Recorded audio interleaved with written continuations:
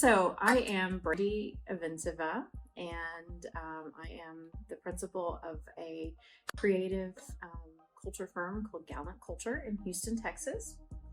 And in addition, when I'm not doing all of that sort of fun stuff, I like to make flower arrangements and just talk to my friends about all kinds of fun things. So today I thought I would expand that friendship base and share a little bit of just commentary on whatever comes up and do an arrangement. Now, I am not a professional florist. I'm somebody who enjoys making flower arrangements and just with whatever's on hand.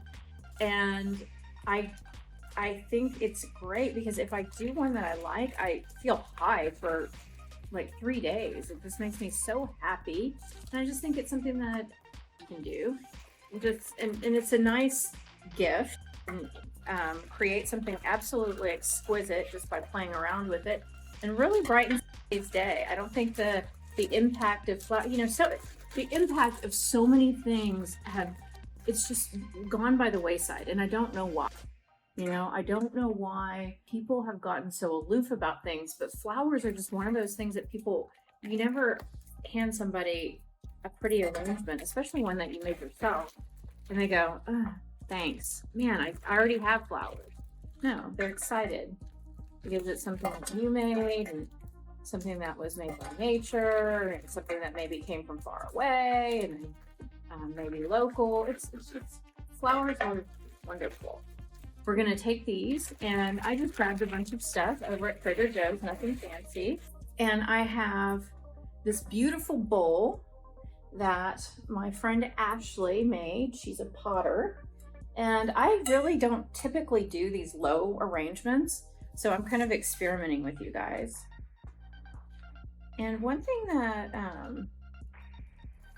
I know a lot of us are at home. I'm actually in my office practicing extreme social distancing. I'm the only person on this entire floor.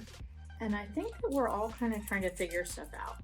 I've been thinking about doing this fun thing for a while, and it's time to do it now.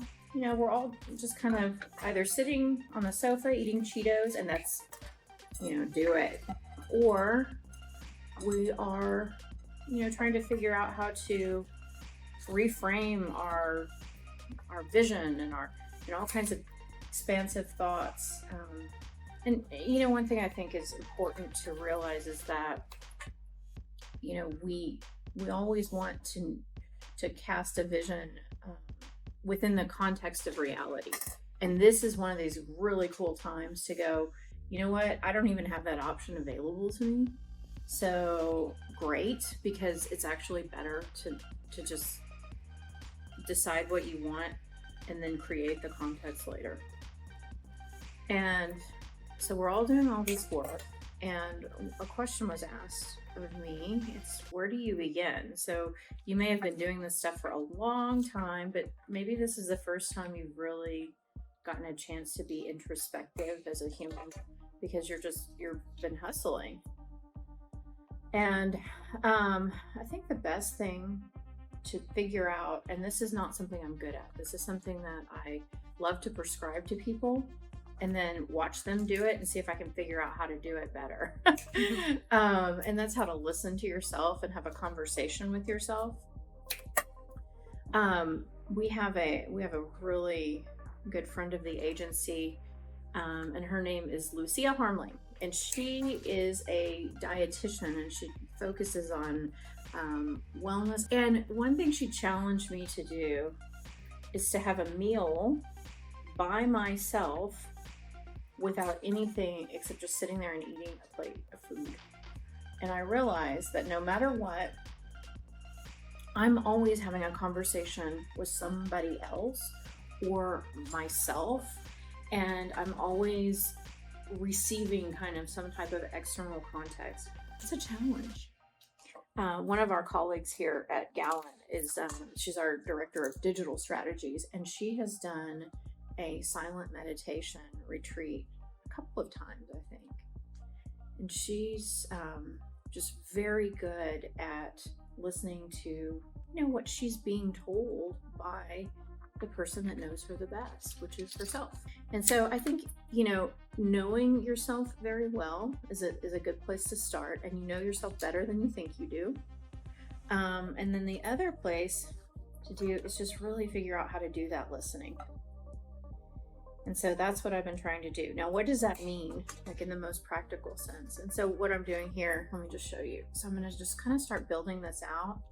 And what I'm going to do is have this kind of all move here, like kind of just brush here. And I didn't even tell you what I've got. So this is just an Oriental Lily, and they smell really good to some people, and some people really have an issue with them. And then you've got roses, and roses over the years have gotten so reasonable, and so you can really, it's one of my favorite affordable luxuries.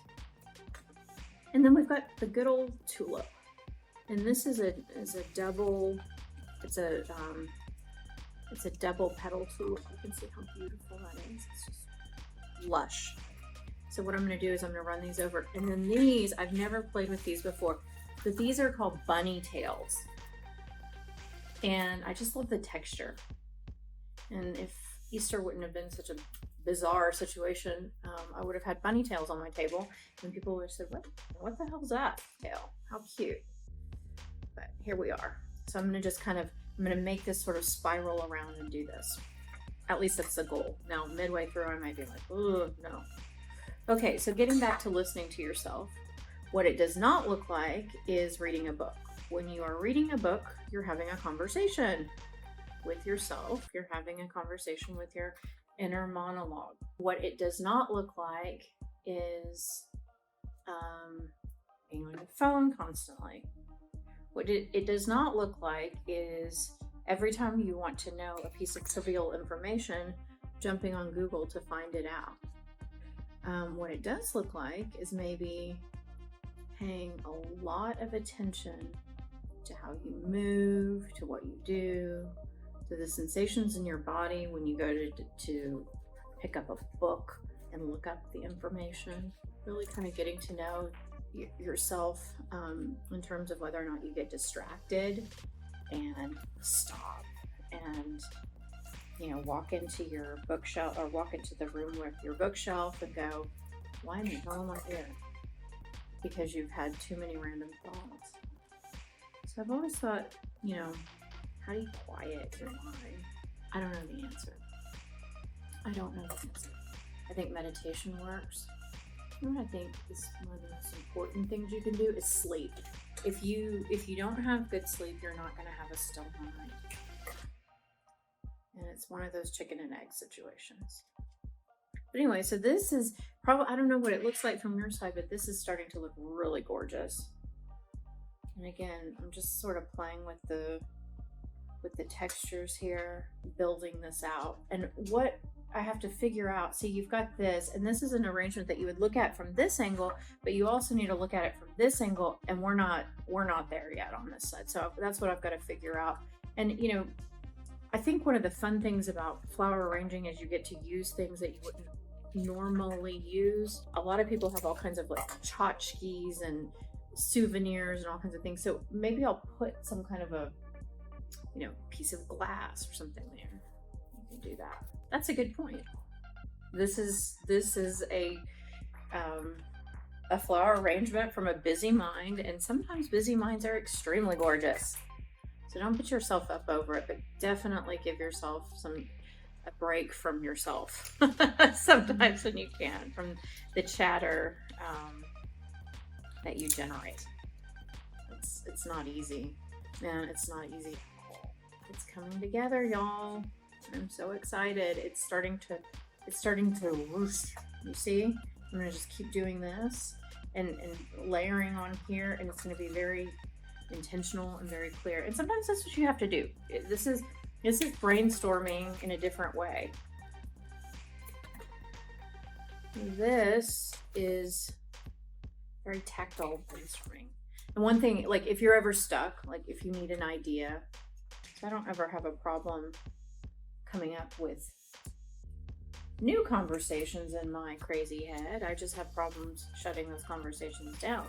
But if you ever do have, and I know some people really are challenged with that, one of the things that I like to do is either, take a walk outside, or, this is so fast and so easy. Stick your hands in some water, and it changes your sensory perceptions and creates little new pathways. And sometimes it leads you to a totally new solution just by doing that. So, I always think of that kind of Archimedes effect where he, was in the bathtub and it's like eureka.